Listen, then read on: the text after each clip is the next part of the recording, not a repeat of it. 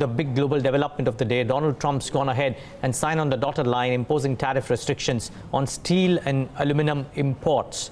China has already come out with a statement saying this move will have grave consequences on global trade, and the European Union has also threatened to impose trade barriers on US products. But should one bank on Trump's comments on showing flexibility with some of the US allies and his decision to accept North Korea's invitation to diffuse the tension? Joining me now from Singapore is someone who keeps a very close tab on all of these factors, Marie Durand, the Managing Director of Moody's Investors Services. Marie, thank you so much for joining in. Thanks for being patient with us while we were having the earlier conversation. Now, how have you read into the statement that has been issued from the US? Because it is a grave statement. It's a step that we haven't seen in the longest time, but it's a watered down version of what everybody believed would have been the actual statement. Yeah, so what has been announced so far is that tariffs will be imposed on US imports of steel and aluminum at 25% and 10% respectively. That's what we had known for over the last few days. The tariffs are applied globally, with some exceptions for Canada and Mexico that are currently talking to the US about revisiting the NAFTA trade agreement, and also with countries being invited to apply for exemptions at the discretion, at the decision of the US administration.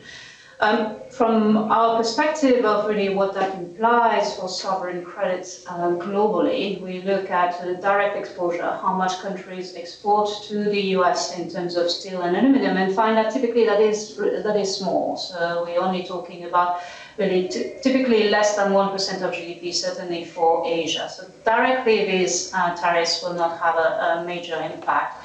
It is more, as I think you hinted, into the signal that might give about the US administration's policy stance towards trade and potentially a shift towards more protectionist measures. And that's what we will be focusing on in the next few weeks. Marie, a behavioral question, if I can, and not so much on data, but if we see the comments that have come in from the other large nations, Japan, China, and the EU included, and if we hear what Donald Trump stated yesterday, I mean, wherein he stated that if China is taxing us 50% on something, we will tax them back, reciprocal tax. India, 75%, will tax them back. This may have been a watered down version, but it certainly seems like in small measures there will be a bit of a to and fro coming in from both sides. I mean, I'm just loosely using the term both sides, US on one side and the globe on the other side. My question to you is, while steel directly may not have a big bearing on job cuts or on GDP for the US or for Asia, if there is reciprocal action, can this be that prick that punctures or deflates what was looking like a smooth sailing economic growth scenario in 2018? Yeah, one point first is that where we do think that this decision by the US maybe differs from previous statements and decisions is that, one, it is applied globally with potentially some exemptions but yet to be defined, so it is a very broad-based measure. And two, it's steel and aluminum that are essential materials that are really used across global production chains. And in that sense really affect a lot of manufacturers globally.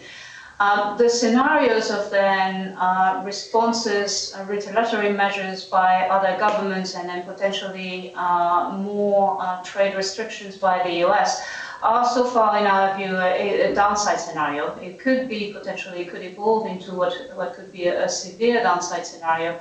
So far, we assume that the global trade architecture remains largely unchanged, and that the global economy continues to grow at a solid momentum. We will continue to really watch what is being announced, and in particular what is implemented in practice. The doomsday scenario, of course, was people comparing this move and resultant moves from other countries and economies to what happened way back in 1930 as well. I know it's difficult to preempt what other countries will do, and therefore the resultant implications on global growth. But surely we are not there yet. We don't want to really speculate about this. I think the global economy is very different from that of the 1930s. It is a lot more integrated, and I think governments are taking that into consideration in their decisions. So we will watch what's being done from the US administration. There's a clear kind of statement and objective to address what is perceived to be unfair trade practices, and some of that might prompt a response by other governments. So far, as I said, the recovery has been, the global recovery has been partly fueled and upheld by a growing trade momentum. And measures that would kind of derail that would be negative globally. Okay, now let me, I'm not asking you to guess really out here, Marie, and excuse me if I'm sounding like that, but let's assume for now that this action is as is, and other countries may be looking at, thinking as to what they do. What is the big elephant in the room? Would it be China coming back and raising tariffs, which would hurt American exporters, particularly in the agri sector? Or would it be, as EU said, a smart statement like hitting bourbon and, specific industries which are targeted at specific senators as well? What is that big elephant in the room which could really spark, forget a retaliatory action, but a bit of a drop down in the numbers? I'm leaving politics out of it. What happens on the political front is one thing. I'm more concerned about what will happen to growth if indeed there is retaliatory action. Have you guys been able to think of possible scenarios, give out numbers? Because I'll tell you why I asked this. It's a long question, but I'll tell you why I asked this. Because when this move happened, I think a tweet from Moody's spoke about how Korea, the effects are very moderate. Moody's Analytics said that over the next 18 to 24 months, the US economy would be trimmed by only 0.12 percentage points. So you've been ready with a lot of numbers. Have you been able to forecast what would be the worst possible moves by the other world leaders? Yeah. So what would affect the sovereign credit profile is indeed through that growth channel. And so what would really start to have an impact would be measures that one are broad-based, so are really across broad sectors, as opposed to specific products, and measures that then kind of give rise to kind of counter actions. And so we would get into a very different kind of trade policy framework that businesses would potentially start factoring in their investment decisions. If businesses can no longer assume that really trade is evolving as they have been used to in the last couple of decades, then that would start permeating into certain investment decisions, and that would kind of amplify the impact on growth.